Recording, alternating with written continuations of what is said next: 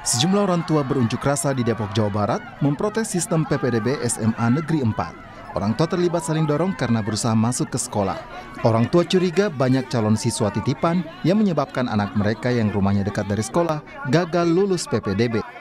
Jadi ini sinyalir pertama ya, tiba-tiba online-nya juga kan bermasalah. Ini ada apa? Terakhir kemarin mau pengumuman jam 2 siang, ini sampai jam 7 malam. Ini juga ada apa? Mereka harus menjelaskan dong. Ya kan, terus yang kedua, kenapa si miskin ini banyak yang ditolak? Padahal kan sekolah negeri ini yang harusnya adalah lebih dari 15%, kan boleh secara Permendikbudnya. Ya ini dugaan, ya kan, kami mensinyalir, ya kan, mudah-mudahan aparat bisa mengusut. Ya kalau memang tidak ada, kita minta transparan dong, dibuka aja siswanya semuanya. Namanya siapa, tinggal di mana, jaraknya berapa, dibuka. Kalau memang tidak ada sesuatu. Temuan kecurangan PPDB juga terjadi di Jawa Barat dengan modus pemalsuan dokumen. 94 calon siswa di 2 sekolah ditemukan memalsukan kartu keluarga mereka. Penjabat Gubernur Jawa Barat B. Triadi Mahmudin akan melaporkan temuan kecurangan PPDB tahap 1 kepada Kemendikbudristek. Pemerintah Provinsi Jawa Barat juga akan menganulir calon siswa baru yang terbukti curang. Ya, kami akan laporkan semua ke Kemendikbud bahwa kan tujuan zonasi itu untuk memeratakan sekolah, karena tapi ternyata paradigma itu masih tidak mudah untuk mengubah sekolah favorit. Kerjasama dari semua pihak termasuk dari dinas Capil untuk memastikan betul atau dia mengalir. Kami akan evaluasi ulang semuanya. Kenapa bisa sampai satu rumah atau satu alamat itu bisa 6 kakak, 8 kakak, ya kan ini udah tidak normal kan sebetulnya. Jadi dari investigasi harian Kompas, modus pemalsuan dokumen PPDB dimulai ketika orang tua atau wali meminta bantuan jasa edit dokumen di media sosial, khususnya Facebook. Temuan harian Kompas biayanya mencapai Rp100.000. Padahal penerimaan siswa melalui jalur sonasi secara aturan diperuntukkan untuk siswa yang berdomisili di wilayah yang ditetapkan oleh pemerintah daerah. Karena membutuhkan dokumen alamat kartu keluarga yang sesuai dengan wilayah sekolah yang ingin didaftar, maka alamat rumah orang tua pun diedit. Dokumen palsu itu kemudian diunggah ke situs PPDB jalur sonasi. Dokumen palsu ini diketahui bisa lolos di situs PPDB jalur sonasi. Harian Kompas menemukan di Kota Bengkulu, sejumlah dokumen palsu sengaja mengatur alamat rumah dekat dengan sekolah yang ingin didaftar, padahal alamat palsunya berupa gang atau daerah yang bukan kompleks perumahan. Tidak hanya terkait jalur sonasi, harian Kompas juga menemukan adanya jalur siswa titipan di beberapa sekolah. Hal itu terindikasi dari data pokok pendidikan yang menunjukkan banyak sekolah tidak sesuai ketentuan dari sisi daya tampung siswa. Permendikbud nomor 47 tahun 2023 sebenarnya telah mengatur jumlah siswa dalam satu kelas maksimal 36 orang dengan jumlah ruang kelas maksimal 36. Namun, berdasarkan temuan harian Kompas, sistem PPDB masih memungkinkan jumlah siswa yang diterima hingga 50 orang per kelas. Provinsi Banten menjadi daerah yang persentase sekolahnya tidak sesuai ketentuan tertinggi yakni 17,39%. Disusul Bali 16,18%, lalu ada Sumatera Selatan, Jakarta, dan Jawa Barat. Sistem sonasi sebelumnya dibuat untuk pemerataan pendidikan, menghilangkan stereotip sekolah unggulan yang menjadi rebutan. Namun sengkarut PPDB masih terjadi dan memicu kekecewaan publik. Tim Liputan, Kompas TV. Saudara, tak hanya server down saat pendaftaran peserta didik baru atau PPDB, pemalsuan data saat pendaftaran juga terjadi dan menambah karut-marut PPDB. Apa sebabnya? Hingga seperti apa solusi untuk mengatasinya? Kita perbincangan bersama staf khusus Presiden Billy Mambrasar dan anggota Ombudsman Indra Zamarzuki Rai. Selamat malam Pak Indra, selamat malam Mas Billy. Selamat malam. Saya ke Mas Billy dulu ya. Mas Billy, PPDB masih karut-marut, respon dan solusi istana seperti apa? Sebenarnya respons dari tidak semua harus direspons istana karena memang dia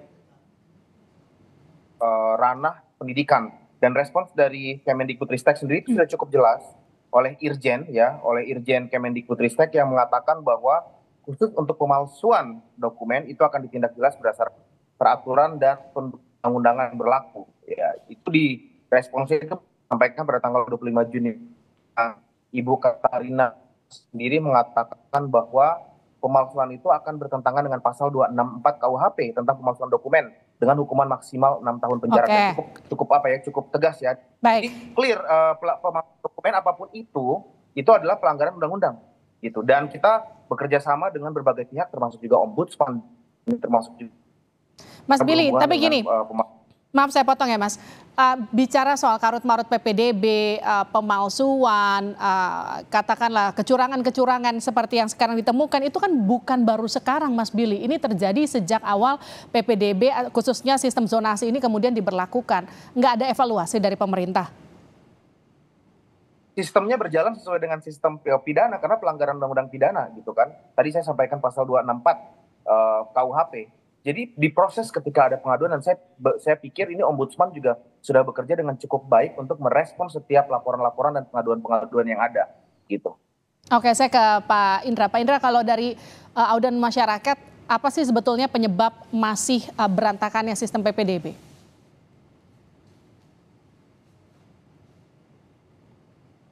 Iya, kalau ditanya mengenai berantakannya dari tahun ke tahun ya, sejak tahun 2017, sebetulnya ini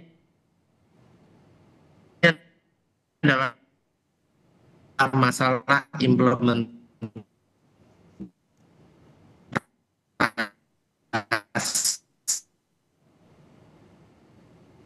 mengacu pada Permendikbud nomor 1 2021, apalagi yang diperkuat dengan surat ketetapan Sekjen Kemendikbud nomor 47 tahun 2023. Nah, disitulah sebetulnya jadi masalahnya.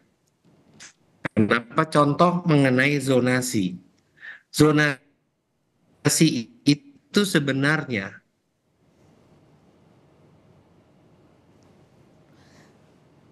Baik, Pak Indra, kita sambil perbaiki sambungannya. bukan mengukur jarak dari sekolah ke titik tempat tinggal. Kasih. Ya, halo. Baik, Pak Indra, silakan. Kami sambil perbaiki sambungannya. Silakan dilanjut, Pak. Ya, jadi masalahnya adalah bagaimana mematuhi peraturan yang ada. Juklak juknis di lapangan ini yang membuat carut-marut semua. Contoh mengenai, saya bilang tadi lagi, zonasi. Zonasi adalah membagi zona. Mayoritas di Indonesia masih menggunakan jarak, sehingga muncullah orang-orang yang memalsukan dokumen kependudukan. Nah, ini dia balik lagi ke akar permasalahannya. Sebetulnya adalah masalah tidak mematuhi aturan yang sudah ditetapkan oleh Kemendikbud. Oke. Zonasi itu bukan jarak. Nah, ini dia. Ini jadi pertanyaannya. Lalu pertanyaan tindak lanjutnya, pemalsuan dokumen, ya memang harusnya ditindaklanjuti. Yang menemukan, ya baik dari inspektorat ataupun dinas menemukan, itu segera ditindaklanjuti. Tapi yang kami lihat ternyata di lapangan hampir tidak ada yang dibawa ke ranah hukum. Hanya cuman sebatas diskualifikasi. Oke, itu kemudian Tapi akan. itu pun juga diskualifikasi kecil. Oke. Hanya kecil. Nah, ini dia. Nah itu Mas Billy yang dikatakan kejadiannya terjadi tiap tahun, tidak ada solusi, tidak ada efek jera, Mas Billy?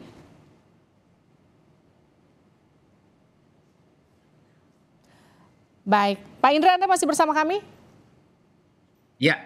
Oke, tiap tahun terjadi problemnya, tidak pernah ada efek jera dan juga solusi yang kemudian optimal. Menurut Anda, lalu apa yang kemudian harus dilakukan pemerintah? Nah, pertama kali jelas adalah koordinasi di antara lembaga di pusat, yaitu Kemendikbud, ada Kemendagri. Kemendagri itu ada di Sdukcapilnya, ada Dirjen Bangda, lalu juga terkait misalnya jalur afirmasi, maka perbaikan data DTKS, Kemensos, Dinas Sosial, itu harus ada koordinasi yang baik. Kalau tidak, maka semua yang aturan itu tidak akan bisa dijalankan dengan benar. Termasuk juga bagaimana satgas-satgasnya, baik Saber Pungli, ataupun satgas yang dibentuk Kemenko PMK terkait dengan PPDB tahun ini sebenarnya sudah dibuat satgas yang melibatkan banyak kementerian dan lembaga. Nah, ini juga yang saya tunggu, bagaimana aksi mereka ke lapangan. Ini yang saya belum lihat sampai sekarang. Pak Indra, gini, tadi Anda katakan kan evaluasi tidak dilakukan secara optimal, kejadian ini terus-menerus terjadi setiap tahun dari awal sistem PPDB di 2017 sistem zonasi diberlakukan. Dulu kan kita sempat ada sistem seperti NEM begitu yang menetapkan standar tiap sekolah, ada sekolah unggulan, ada sekolah nasional biasa. Menurut Anda lebih efektif mana? Ya,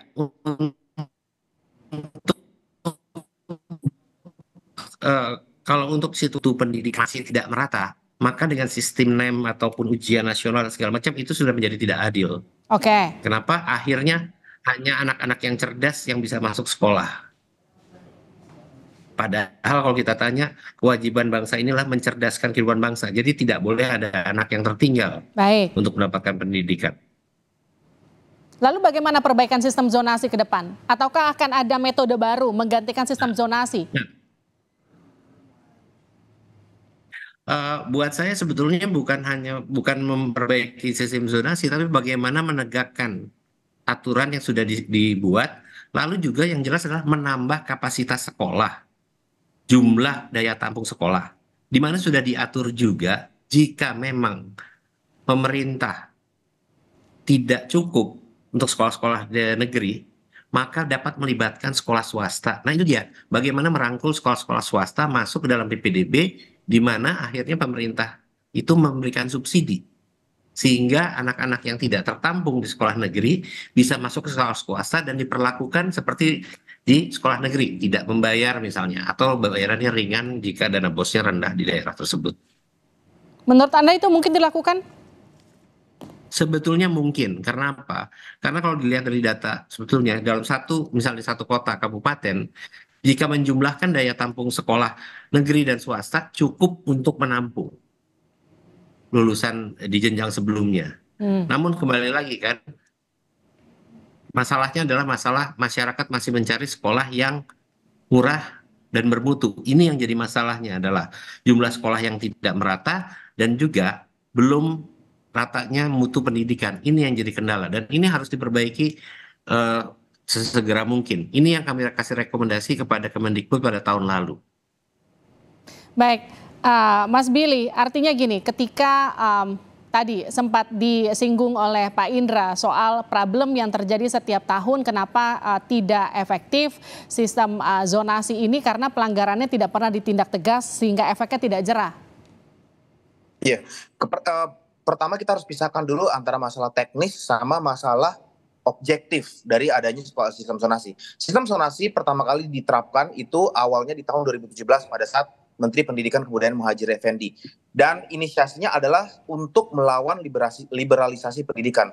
Pihak media pun harus membantu menginformasikan ke masyarakat bahwa zonasi ini adalah untuk memberikan kesempatan yang merata kepada semua orang, apapun latar belakang ekonomi, sosial ekonomi statusnya, untuk memperoleh pendidikan berkualitas. Diawali dengan pada tahun 2013 ketika rintisan sekolah berbasis internasional dicabut, dan kemudian terjadi perubahan-perubahan kebijakan yang menghindari adanya favoritisme, sekolah favorit untuk orang-orang yang punya akses, sekolah favorit hanya untuk orang-orang yang punya duit.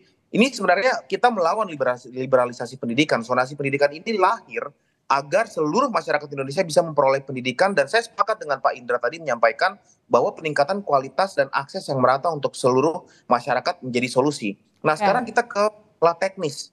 Teknisnya adalah bahwa kemudian ketika kita melakukan digitalisasi sistem, ada kendala di server, kemudian ada perilaku-perilaku calo, ya, oknum-oknum calo yang saya lihat di Bogor kemarin itu ditangkap sampai 6 orang dan mereka memperoleh hukuman pidana 6 tahun penjara sesuai dengan peraturan perundang-undangan yang berlaku. Dan orang tua siswa di sini dan siswanya sendiri adalah korban. Jadi tujuannya bagus, visinya bagus, tetapi ada kendala-kendala teknis yang kemudian secara berkala dilakukan perbaikan-perbaikan. Rapat yang dilakukan oleh Kemendikbudristek pada tanggal 25 Juni lalu yang mengumpulkan di mana yang dikumpulkan adalah Ombudsman, kemudian Dukcapil, Kemendagri, Kominfo, itu adalah untuk sama-sama bekerja bersama. Ini menjadi isu bersama. Jangan dilihat jadi isu Kemendikbudristek aja. Ini isu bersama karena masalah server, masalah teknis, masalah data itu ada Dukcapil di sana. Masalah pendataan ada Kemendagri di sana. Masalah teknis server ada Kominfo di sana. Dan jangan lupa ketika terjadi server down di tingkat kota kabupaten, maka Dinas Pendidikan Kota dan Kabupaten pun harus berproses secara berkala.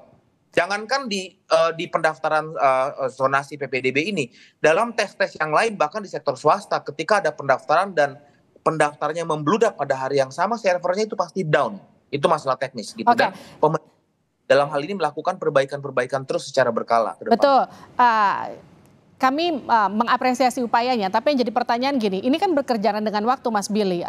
Proses penerimaan sekolah siswa itu kan kegiatan belajar mengajar tahun ajaran baru itu akan dimulai di sekitar awal Juli. Tanggal 8, koreksi saya kalau salah datanya. Tanggal 8 Juli mereka sudah mulai. Jadi ketika sistemnya bermasalah sekarang dan kita masih menunggu proses evaluasi, perbaikan, itu kapan kemudian nanti proses seleksi ke depannya akan berjalan? Apakah kita bisa belajar sesuai dengan jadwal yang sudah ditetapkan untuk tahun ajaran baru?